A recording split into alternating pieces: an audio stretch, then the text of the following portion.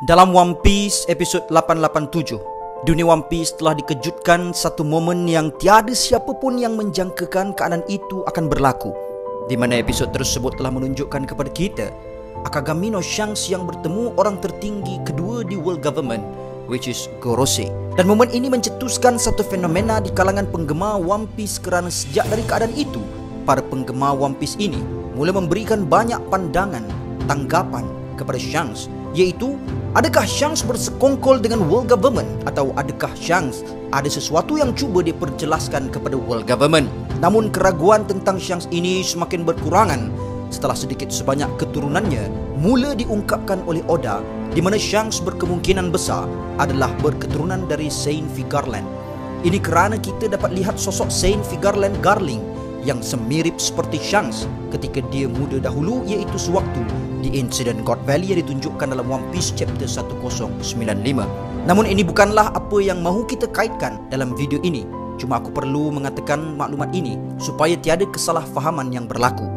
Dan perkara yang paling utama dalam video ini adalah berkenaan perbincangan antara Akagami no Shanks dan Gorosei, di mana Shanks mahu bercakap tentang a certain pirate.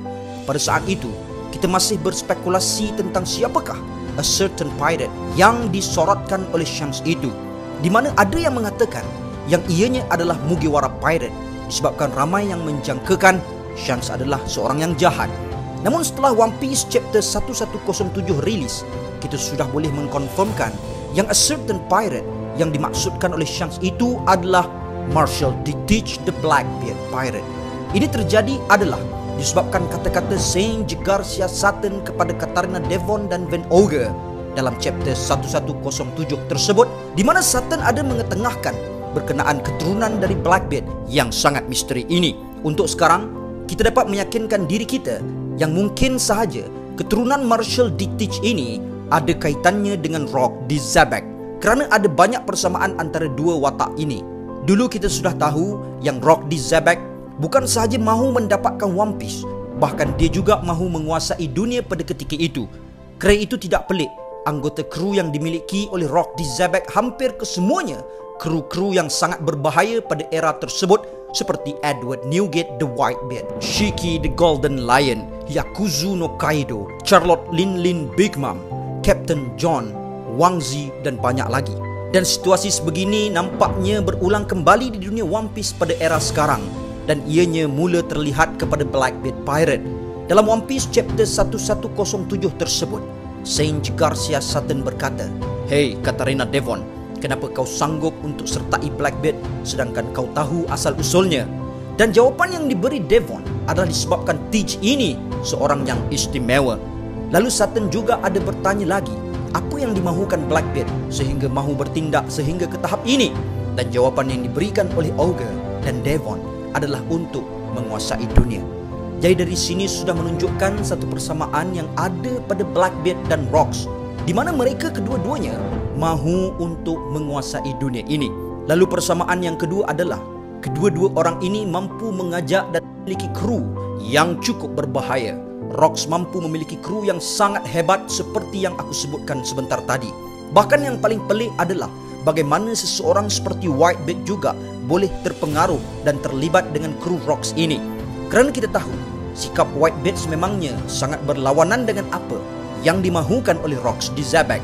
Dan ini ada persamaan dengan Blackbeard, di mana Blackbeard bukan sahaja mampu menarik orang seperti Shiryu yang merupakan pegawai dari Impel Down, Van Ogre, Luffy, Katarina Devon dan yang lain-lain untuk sertai krunya. Bahkan seseorang seperti Aokiji Kuzan juga sanggup untuk sertai Blackbeard Pirate. Dulu kita ada Whitebeard dan sekarang kita ada Aokiji Kuzan. Jadi ini membuktikan yang Blackbeard Pirate dan Rocks Pirate ada persamaannya. Dan masih ada beberapa lagi persamaan yang masih belum disebutkan dalam video ini. Kerana keadaan seperti inilah, Shanks sangat mengambil berat dan fokus akan pergerakan Blackbeard Pirate ini.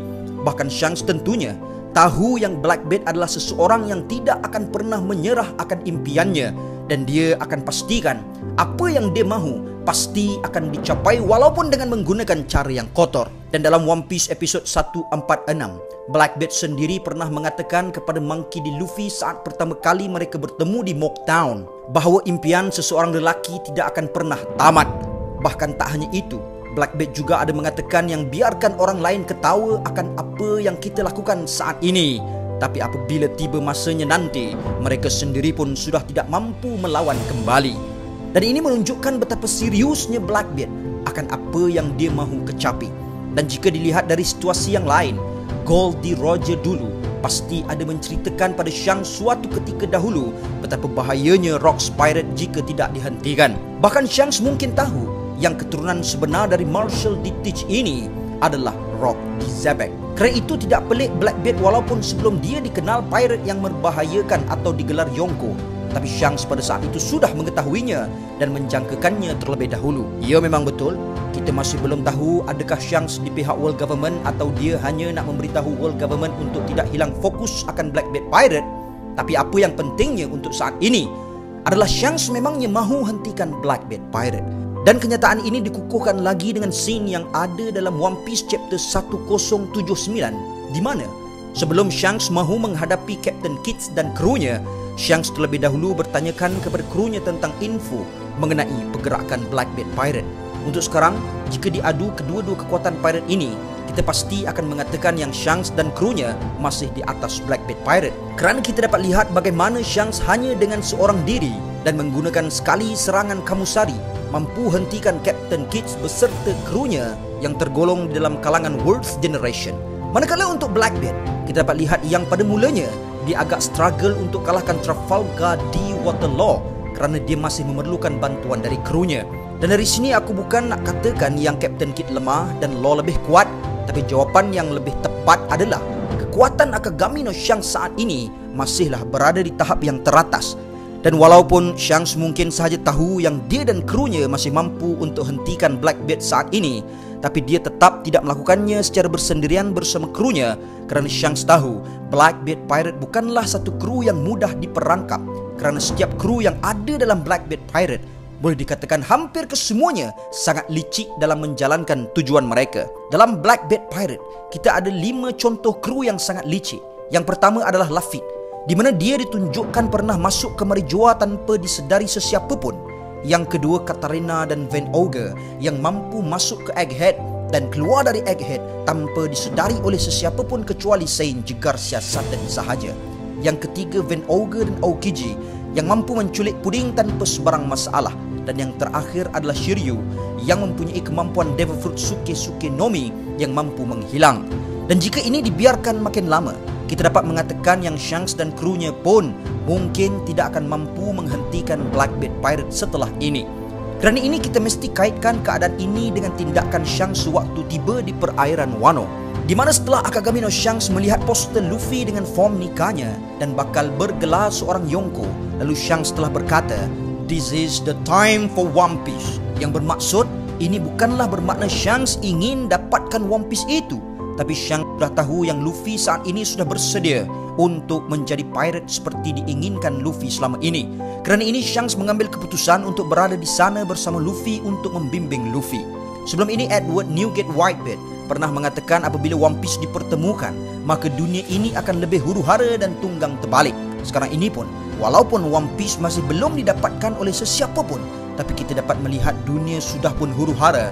Apatah lagi setelah One Piece diperoleh, tentunya keadaannya akan sangat kucak-kacik. Dan inilah alasan utama Shanks perlu berada di samping Luffy, walaupun setelah Monkey D. Luffy berjaya mendapatkan One Piece. Kerana tidak mustahil Blackbeard Pirate akan merampas One Piece itu dari Luffy. Kerana kita tahu Marshall D. Teach dan krunya cukup terkenal dengan sikap mencuri atau mengambil kesempatan. Sebelum sesuatu yang buruk berlaku, Shanks pasti akan berada di pihak Luffy untuk menghalang dan mengelakkan sesuatu yang tidak diinginkan berlaku. Dan ini juga mungkin ada kaitannya dengan perkataan Roger kepada Shanks dahulu sehinggakan Shanks menangis sebelum berpisah dengan Roger. Dan salah satu perkataan Roger kepada Shanks mungkin adalah dia bukanlah Joy Boy yang dimaksudkan itu, tetapi Shanks perlu menjadi kuat untuk membantu Joy Boy yang sebenar. Kerana Roger pun pernah mengakui Joy Boy dan berharap yang dia pernah hidup sezaman dengan Joy Boy. Tapi sayangnya zaman itu bukannya milik Roger, tapi sekarang ianya milik Akagami no Shanks. Jadi inilah kesempatan dan peluang Shanks untuk hargai kemunculan Joy Boy ini dan membantu Joy Boy ini untuk bebaskan dunia ini dari kekejaman yang berleluasa sebelum dirampas oleh tangan yang tidak diinginkan seperti Marshall D. Teach, Blackbeard. Dan agak epik dan merinding jika difikirkan yang fight antara Luffy dan Shanks melawan Blackbeard. Kerana kita masih belum tahu sehebat dan sekuat apakah Blackbeard ini. Tapi jika dia mampu berada di tahap sama bahkan melebihi Rock D. Zebek, jadi tentunya ini bukan perkara yang boleh dipandang rendah berkenaan kekuatan Marshall D. Teach. Dulu kita ada gandengan Monkey D. Garp dan Gold D. Roger menentang Rocks D. Zebek.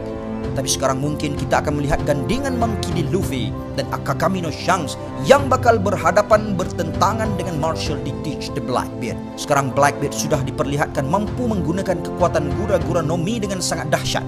Dan untuk Yami-Yami no Mi memang tidak dapat dinafikan lagi betapa handalnya dia gunakan kekuatan itu. Dan nampaknya masih ada satu lagi kekuatan Devil Fruit yang akan diisi oleh Blackbeard. Dan apabila tibanya waktu tersebut, mungkin kekuatan Nika sahaja pun masih belum cukup untuk menghadapinya.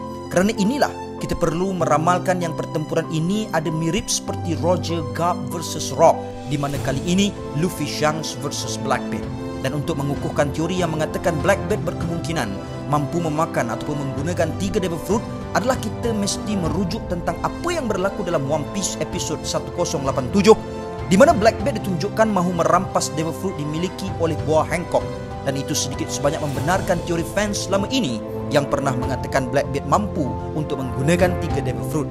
Dan untuk Blackbeard, kita boleh gelarkannya sebagai the most unpredictable person in the world.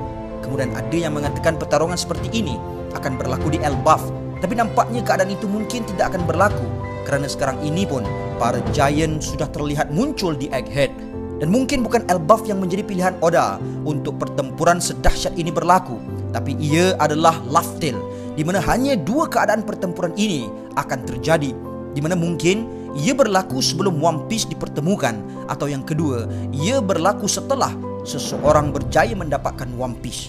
Jadi apa pendapat korang berkenaan penjelasan ini? Dan jika korang mempunyai pandangan tentang teori ini, atau korang mempunyai teori yang lain berkenaan Shanks dan Blackbeard ini, korang boleh dropkan komen korang semua di bawah. Setakat itu sahaja perkongsian aku di video kali ini. And gang, before I end, sedikit renungan. Jika usaha kamu gagal dan tidak berjaya, dan tiada sesiapa yang membantumu, please don't give up and just do it. Bangkitlah my brother, bangkitlah, kejar impianmu. Takdirmu sedang memanggilmu. Impianmu takkan pernah mati, cuma kamu belum kecapi. Go catch your dream my brother. Waktu akan segera menjawab semuanya. Kejayaan kamu pasti akan tiba, cuma cepat atau lambat. Percayalah dengan takdir dan jangan sesekali kamu menyerah. InsyaAllah janji yang telah kau ucapkan, impian yang telah kau doakan akan segera terwujud.